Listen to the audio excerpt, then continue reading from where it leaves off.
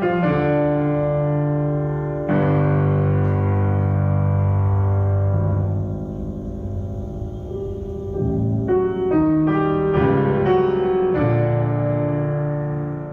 I'm Stephen Hufnagel, Executive Director at Coastal Rivers Conservation Trust here in Damariscotta, Maine. We're on one of Maine's most productive estuaries and home to the heart of its oyster industry. And we're in the David Moses Bridges Education Hall at the Denny Conservation and Education Center at Round Top Farm, a former dairy right on the Damariscotta estuary. I'm really happy to be here with Ben today to talk about music and the intersection of music and nature. How would you contrast the suburban area where you grew up to where you find now in Maine? It's a lot more of a tight-knit community.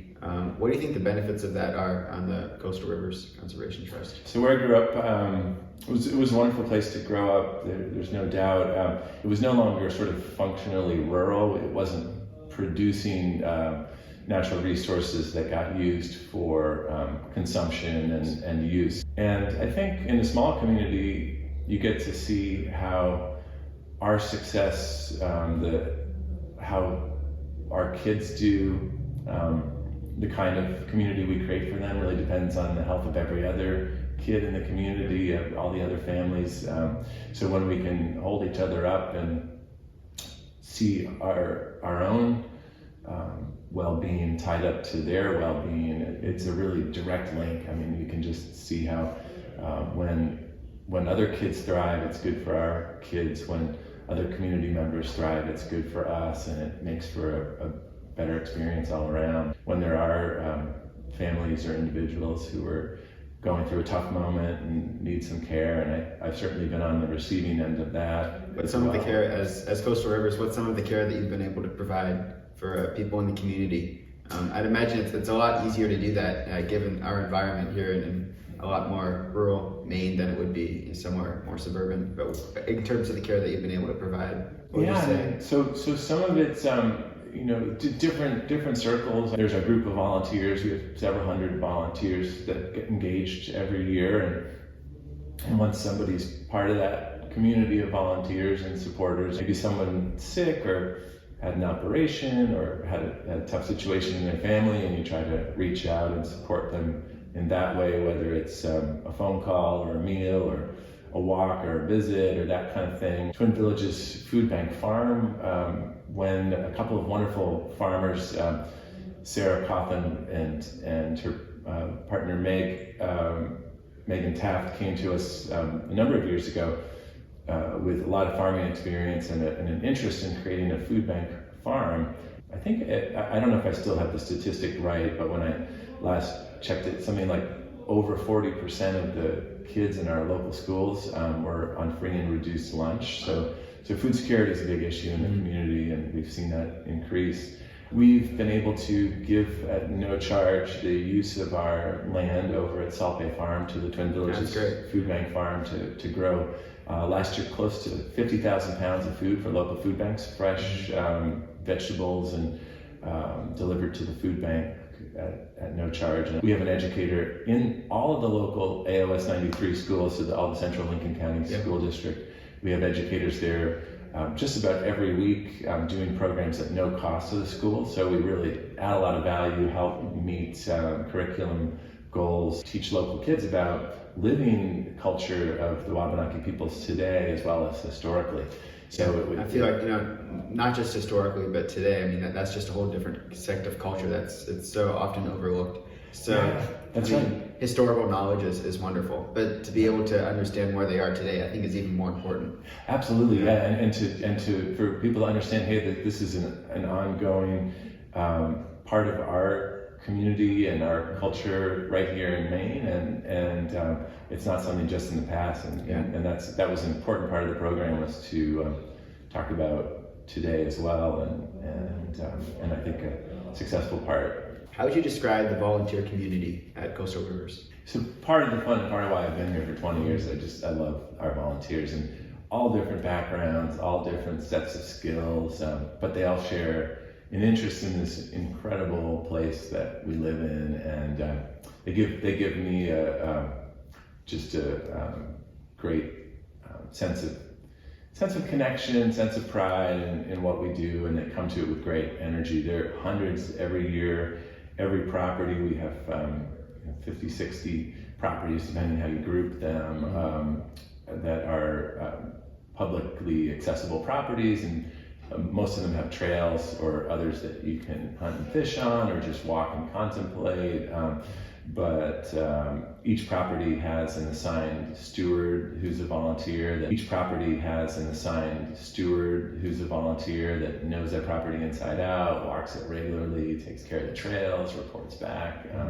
And we're just really 12 year-round staff, and then we have a bunch of summer and seasonal staff as well. But when you add the hundreds of volunteers, they have an idea that we hadn't thought of that we can incorporate in some way. So it's great. Really, I love that sort of atmosphere where the volunteers are able to contribute to what's going on here just as much as everyone else. That's great. Absolutely, absolutely, and all different ways that people contribute, and some ongoing, some one-off, some staff are almost like staff. I mean, they're here contributing thousands of hours in over the course of a couple of years. How would Damariscotta being a multi-generational community, how do you think that affects the trust that people have with each other here?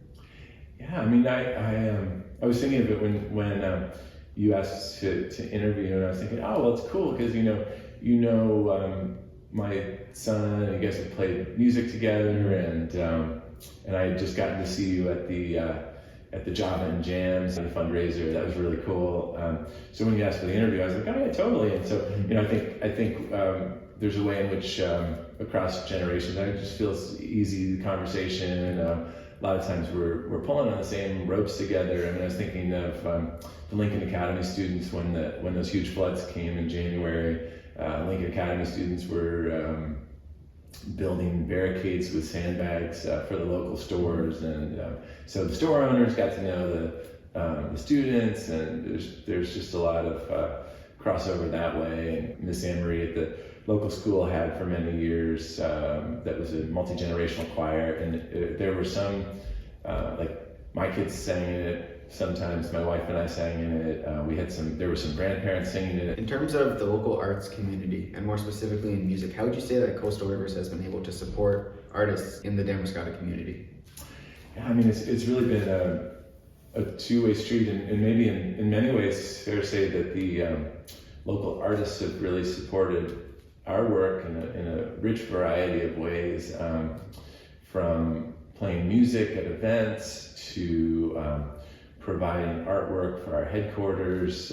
We've had art auctions where artists have donated the proceeds of their sales to our mission and our efforts. Lots of great things have happened on this campus, and so inheriting that, I think we've even leaned into it a little bit more, and that aura of the Arts Center has sort of benefited us in some fashion, that artists have been comfortable. Yeah, I think that's great, because you're able to integrate that with the work you do in the environment too. Absolutely. That's great. It builds that connection. Yeah, for sure. I mean, I think it's a pathway into the environment, natural sounds, and have been incorporated into music. Some of the great composers and into all sorts of. We've had indigenous artists and like the flute player Hawk Henrys has played at various events for us.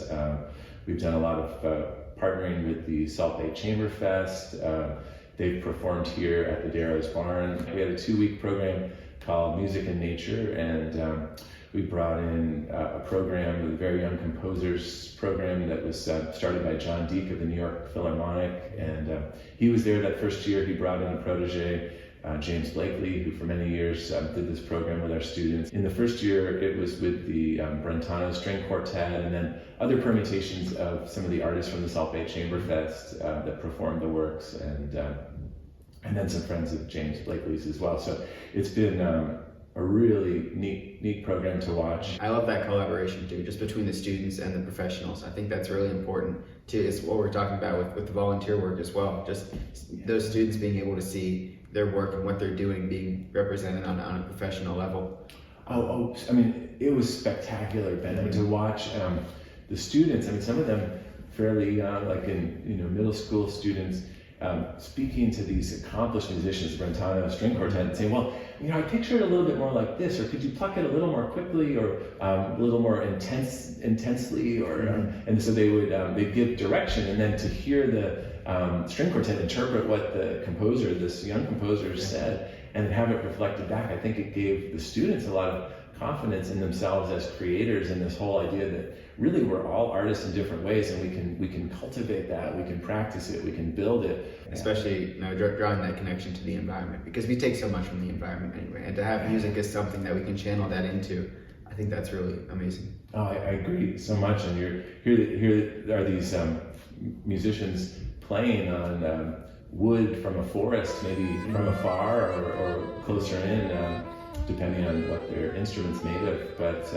that sense of resonance and that connection, and I think that we hear music in nature all the time, but to think about how those two things connect, and how nature inspires and has inspired composers for a very long time, and then to take it further and actually create it with the help of a professional who can help take the ideas, put it down on paper, and translate that into something fairly permanent in the form of a musical score or the written sheet music is pretty neat. That's wonderful. Yeah. One video that I've seen online, at least, I think it's really fascinating, is Nina Smith at the Salt Bay Chamber Fest playing at the Seal Cove Preserve. Yes. Could you talk a little bit about that and what's gone into the preserve itself, and just in restoring it and keeping that a great place to be? Oh, totally. Well, yeah, first of all, just to recognize the artistic director of Salt Bay Chamber Fest, Wilhelmina Smith, or Mina Smith.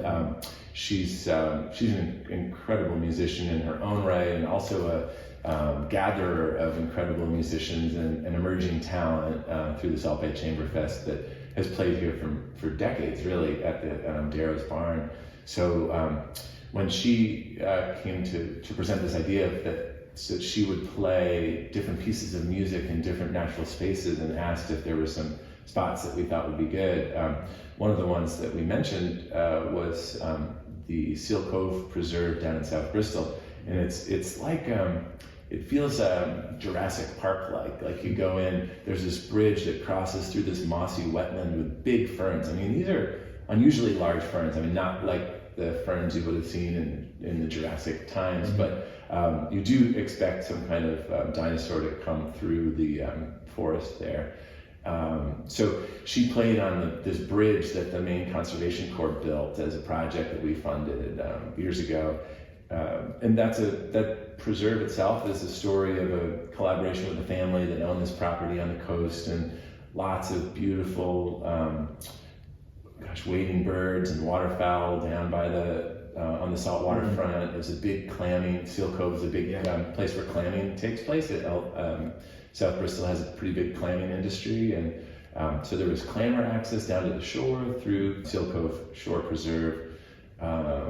It was it's in the 30-acre neighborhood, and then we've added another 26 or 27 acres to that. So we have almost 60 acres of contiguous habitat right there on the shoreline of Seal Cove. And so Mina played their beautiful piece on that bridge that crosses that wetland, and it's a neat setting to play. And I'm glad she wasn't carried off by the mosquitoes that you usually find there. But she did. I thought it was a beautiful recording. The sound quality was spectacular.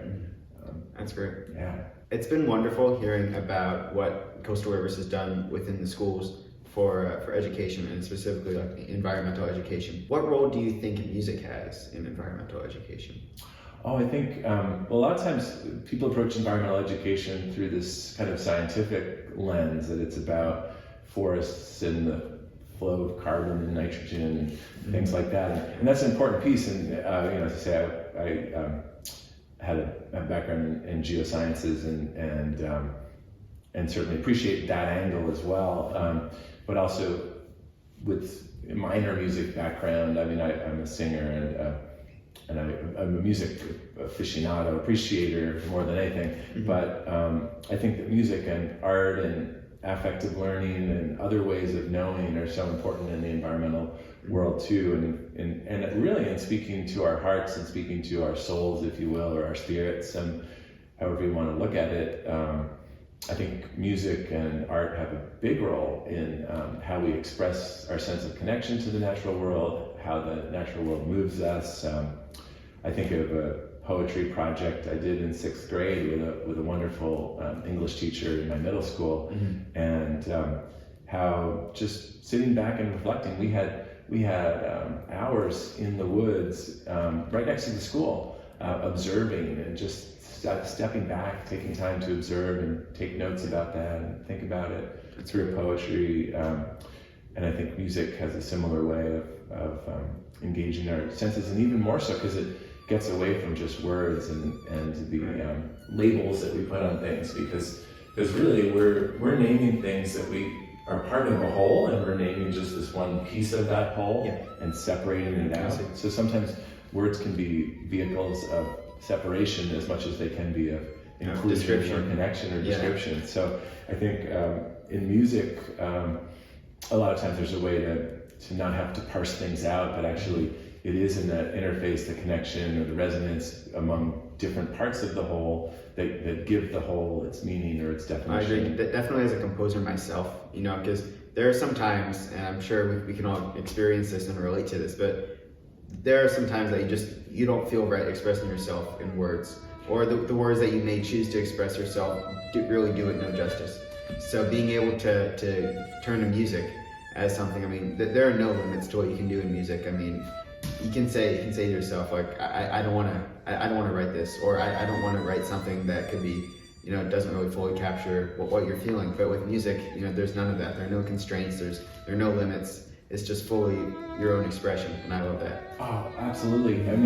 Especially as you build that, and I think what was really cool to see in this music and nature program is that wherever the kids were, we had kids who were earlier in their music training or understanding. There were some who were much further along, and that the great thing about the instructors in the program was that wherever kids were on the journey, wherever students were, and that's true of all of us, I think, as artists, that what we're expressing is valid, and then as you get those tools to add color and carry that expression even further, as you learn more about how the parts play together and how do the pieces of the music connect, it can become even richer. But absolutely, getting beyond just words to other forms of expression, and music being one of those, very, very much so. Yeah. In terms of music and the connection that we're able to build with our natural world through music, I think a wonderful example of that is Felix Mendelssohn and what he did with his Hebrides Overture.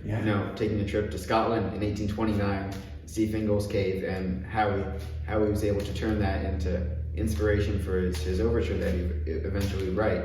I think that's really powerful, and it, again, as we were talking about, just goes to reflect, what you can put into music that you can't put into words.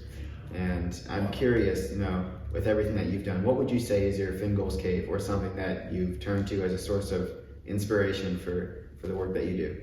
Well, I've been to Fingal's Cave for a while. In fact, the other day I was showing my kids some pictures of it, and the intersection here is that Fingal's Cave is this incredible columnar basalt. It's all these, if I recall right, I think they're hexagonal, but basically these pillars, gigantic pillars, and the waves come in and crash into the cave, and it is an incredibly inspiring place, and I can see how Mendelssohn was just totally moved by that.